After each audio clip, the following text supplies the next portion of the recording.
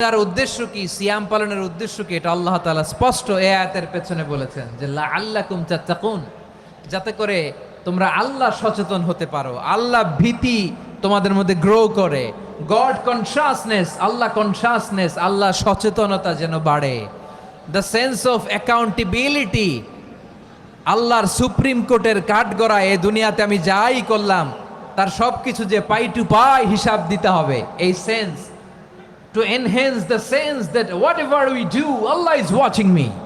আপনি যাই করেন কেউ দেখে না, কিন্তু দেখে কে? শুরুতেই তো জিজ্ঞেস করেছিলাম যে কেউ যেটা দেখে না সেটা দেখেন কে? কেউ যেটা শোনে না সেটা শোনেন কে? এর নাম হচ্ছে লাআল্লাকুম তাত্তাকুন, যাতে করে তোমরা আল্লাহ সচেতন হতে পারো, আল্লাহ ভীরু হতে পারো। দুনিয়ার কেউ দেখে না, কিন্তু আল্লাহ দেখে।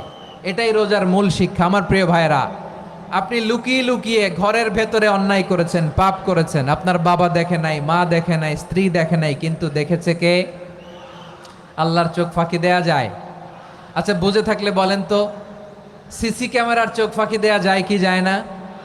পুলিশের চোখ, র্যাবের চোখ, বিমানবন্দরে কাস্টমস অফিসারের চোখ, কিন্তু আমার আল্লাহর চোখ? সবাই বলেন, আল্লাহর চোখ ফাঁকি দেয়া যায়? এই সেন্সটা নিয়ে আসা নিজের মধ্যে, আমি whatever I do Allah is watching me, যাই করি আল্লাহ দেখে। লাআল্লাকুম তাত্তাকুন। রমাদানের রোজা, ইফতারি, সিয়াম, ইবাদত সব কিছুর মধ্য দিয়ে আপনাকে খেয়াল করতে হবে যে লাআল্লাকুম তাত্তাকুন এই স্ট্যান্ডার্ড এটা অ্যাচিভ হচ্ছে কিনা আমাদের, যাতে করে তোমরা মুত্তাকি হতে পারো, আল্লাহ ভীরু হতে পারো। তাকওয়া, এটা হচ্ছে the essence of Islam. What is তাকওয়া? তাকওয়া মানে কি? তাকওয়ার সংজ্ঞা অনেকে অনেকভাবে দিয়েছেন। আমি সরাসরি সাহাবাদের কাছ থেকে একটা সংজ্ঞা আপনাদের শোনাচ্ছি। ওমরে ফারুক রাদিয়াল্লাহু তাআলা আনহু উবাই ইবনে কাব রাদিয়াল্লাহু তাআলা আনহুকে জিজ্ঞেস করেছিলেন, ইয়া উবাই মা হুয়া তাকওয়া, হে উবাই তাকওয়া কি? তাকওয়া কাকে বলে?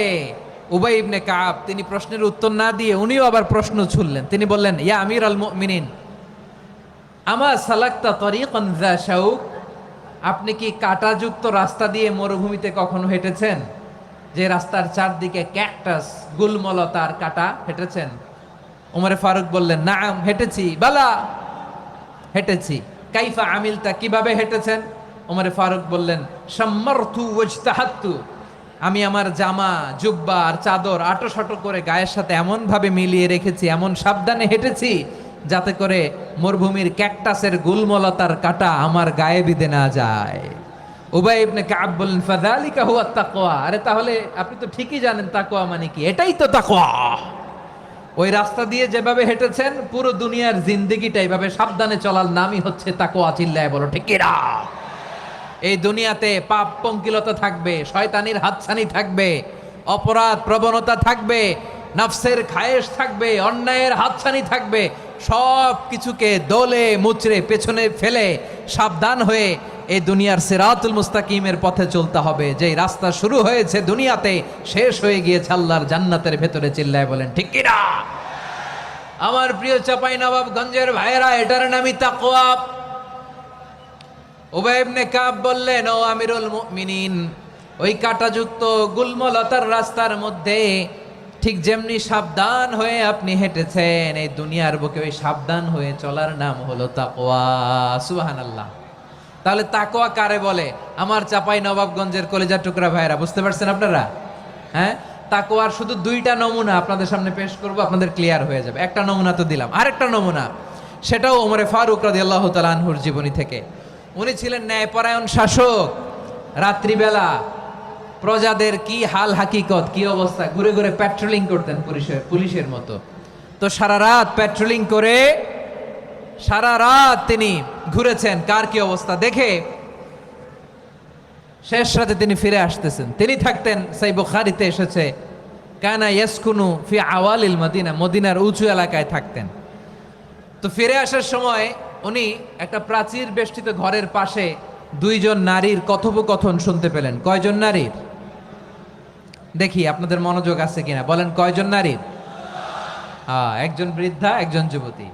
উনি কান লাগিয়ে শুনতে পাচ্ছেন। বৃদ্ধা মা, ওমরে ফারুক কাউকে দেখতে পাচ্ছেন না, শুনতে পাচ্ছেন। বৃদ্ধা মা তার যুবতী মেয়েকে বলে, এই তাড়াতাড়ি উটের দুধ দহন করে ওটের দুধের সাথে পানি মিশাও, তাইলে কালকে বাজারে মদিনায় বেশি দামে বিক্রি করা যাবে, লাভ হবে অনেক।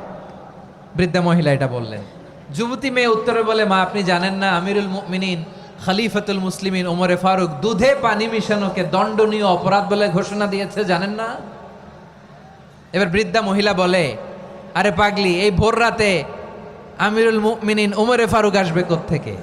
উনি আসবে কোত্থেকে? ওনার পাইক পেয়াদা সিকিউরিটি আসবে কোত্থেকে? কেউ দেখবে না। আরে কেউ দেখবে না, তাড়াতাড়ি দুধের সাথে পানি মেশাও। এই কথা যখন মা বলেছে, যুবতী মেয়েটা চমৎকার একটা উত্তর দিয়েছে। তিনি বলেছিলেন, ইয়া উম্মি, ও আমার মা, লাউলা রাআ উমর লা রাআ রব্বু উমর।